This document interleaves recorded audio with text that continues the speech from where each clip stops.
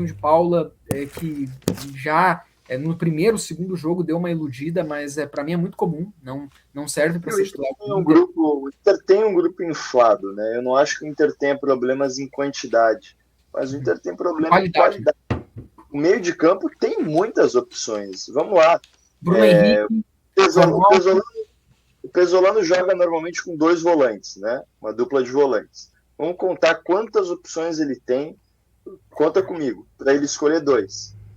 Ele tem o Ronaldo ele tem o Vijagra, ele tem o Alan Rodrigues, ele tem o Bruno Henrique, ele tem o Paulinho Paula, só que na minha mão já são 5. Depois ele tem os 2 ganeses, ele tem o Denis Marfo e ele tem o Benjamin Argan, os 2 estão sendo relacionados. E eu estou esquecendo, gente, acho que eu não falei o Bruno Henrique. Então, são muitas e muitas opções que ele tem ali. Até o Bruno Gomes, se ele quiser colocar por lá, já jogou no tempo. Bruno Gomes, se ele quiser colocar para o meio. E na lateral ele tem 2 opções, ele tem o Bruno Gomes e tem o Aguirre. Na lateral esquerda ele tem 2 opções, é o Matheus Bahia e o Bernabé. Para o ataque, para jogar pelos lados, ele também tem opções. Ele tem o Vitinho, ele tem o Kaique, ele tem o Carboneiro, ele tem 2 opções de centroavante, ele tem o Borré, ele tem o Alejandro. O problema do Inter não é quantidade, né? Depois ali no meio de campo, para jogar de meio, ele tem o Alan Patrick, ele tem o Alex, ele tem o Tabata, né? Então o Inter tem opções. O problema é que eles não desempenham. Não sei se pelo contexto que eles estão inseridos, e eu acho que um pouco é isso também, porque esses jogadores todos estão jogando abaixo do que eles já jogaram em toda a sua carreira. Um pouco é por conta da idade também, né? O Alan Patrick não vai mais ser o Alan Patrick de 2023, porque a gente sabe que nessa faixa etária 3 anos fazem muita diferença. O Bruno Henrique, a mesma coisa, enfim. Mas outros jogadores eu acho que tem a ver um pouco com fase, com o contexto do time, né? O Inter passou por um ano muito difícil em 2025 e é isso. Acho que o contexto todo acaba complicando um pouco. Mas não vejo que o problema seja técnico, né? Há quanto tempo o Inter não joga bem, né? Acho que desde aquela reta final do Brasileirão de 2024, ali, onde o Inter emendou muitas vitórias. Acho que desde aquelas últimas 3 derrotas no Brasileirão de 2024, o Inter não conseguiu mais ser um time assim que os adversários olhem, nossa, vamos pegar o Inter, que difícil. Começou no Gauchão, né?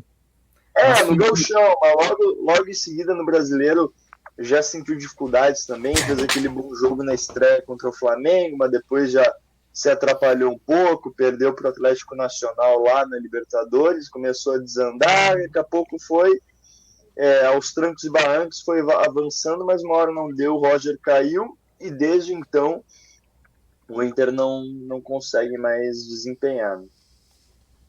E aí a gente tá falando do elenco, a gente pode falar situação financeira, elenco, mas a gente poderia entrar aqui na base, né, que categorias aí tomando goleada, Série B, né, apesar da gente ter ali os ganeses, o Alex, que são alguns nomes legais ali, mas é o pior momento, ou um dos piores momentos fáceis aí da história do Inter. O Inter que fez uma limpa agora, né, demitiu ali todo o comando, mas assim, o futebol feminino também, né, que tradicionalmente sempre ganhava gauchão, estava sempre levantando taças, ganhando do Grêmio, agora, né, ultimamente tem tido dificuldades contra a Juventude, né, não só contra o Grêmio, mas contra a Juventude também, né, o Grêmio tem levado os últimos campeonatos ali estaduais femininos, então todo um todo, né, toda uma casa aí do Inter bagunçada, né, e isso é o que mostra o porquê o Beira-Rio tem tido números muito baixos, público baixo, até no jogo contra o Mirassol eu achei que pelo horário, né, foi um público baixo do que poderia ser. O jogo contra o São Paulo,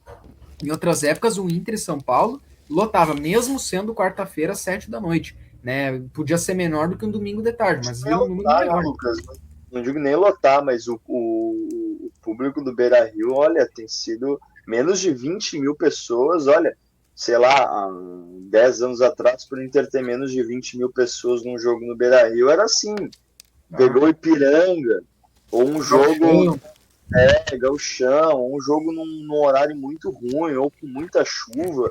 Agora, tirando essas exceções, o Beira-Rio sempre teve média de 30 e poucos mil.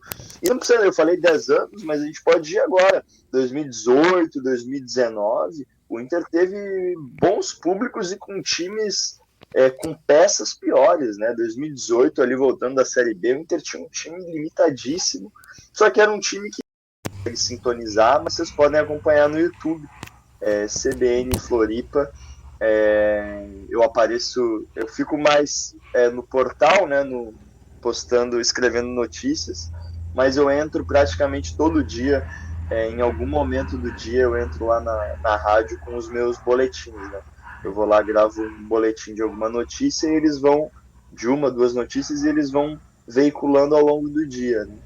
E também 15 para o meio-dia, se vocês quiserem ver na CBN Floripa, eu participo mais ou menos um dia sim, um dia não, do hashtag CBN, que é um programa também de notícias, assim, um pouco mais, com um tom um pouquinho mais leve, e eu vou lá levar alguns dos destaques do nosso site lá. Então, para quem quiser assistir, é bem legal. Não estou trabalhando diretamente com o esporte por enquanto, mas, enfim, para quem quiser me acompanhar lá, pode ver no site CBN Total. Tem várias notícias, eu publico mais ou menos 4, 5 matérias por dia lá, então é bastante coisa. Tem bastante conteúdo para quem quiser me acompanhar por lá. E é isso, tem sido muito legal, e é muito legal olhar para trás, né, e ver como a gente começou, né, Lucas? Faz É. bastante tempo que a gente Sim, está aí.